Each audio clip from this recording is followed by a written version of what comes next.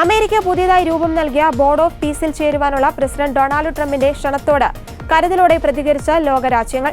ആഗോള സംഘർഷങ്ങൾ പരിഹരിക്കുന്ന സംവിധാനം എന്ന നിലയ്ക്കാണ് ട്രംപ് ബോർഡ് ഓഫ് പീസ് വിഭാവനം ചെയ്തിരിക്കുന്നത്.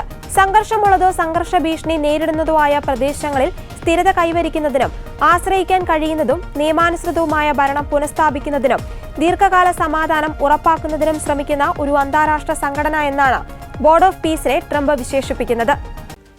ട്രംപ് നിരന്തരം വിമർശിക്കുന്ന ഐക്യരാഷ്ട്രസഭയ്ക്ക് പകരമാകുമോ ബോർഡ് ഓഫ് പീസ് എന്ന ലോകരാജ്യങ്ങൾ ഇതിനകം ആശങ്ക പ്രകടിപ്പിച്ചതായി റിപ്പോർട്ടുണ്ട്. ബോർഡ് ഓഫ് പീസ് ട്രംപിന്റെ ഐക്യരാഷ്ട്രസഭയാണെന്ന് യൂറോപ്യൻ നയതന്ത്രജ്ഞർ പറഞ്ഞതായി റോയിട്ടേഴ്സ് റിപ്പോർട്ട് ചെയ്തിട്ടുണ്ട്. ഗാസ യുദ്ധം അവസാനിപ്പിക്കുന്നതിനും പുനർനിർമ്മാണത്തിന് മേൽനോട്ടം വഹിക്കുന്നതിനുമായി സമാധാന സമിതി ഉണ്ടാക്കാനാണ് UN രക്ഷാസമിതി അനുമതി നൽകിയത്.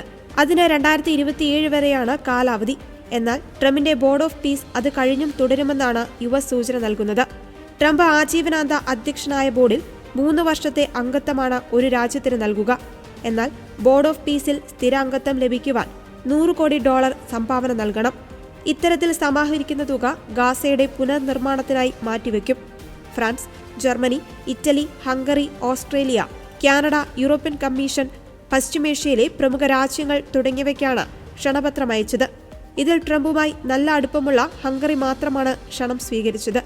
അമേരിക്കയുടെ ഈ നീക്കത്തെ ഐക്യരാഷ്ട്രസഭ സുരക്ഷാ കൗൺസിൽ പിന്തുണയ്ക്കുന്നുണ്ടെങ്കിലും ഇസ്രായേൽ പരസ്യമായി എതിർപ്പ് പ്രകടിപ്പിച്ചു.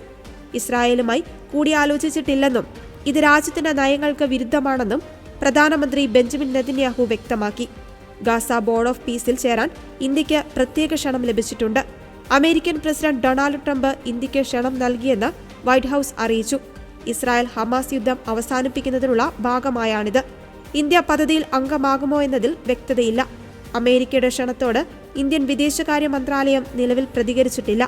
താരിഫ് വിഷയത്തിൽ ഇരു രാജ്യങ്ങളുടെയും ബന്ധം വഷളായിരിക്കുന്ന സാഹചര്യത്തിലാണ് ട്രംപിന്റെ പുതിയ നീക്കം.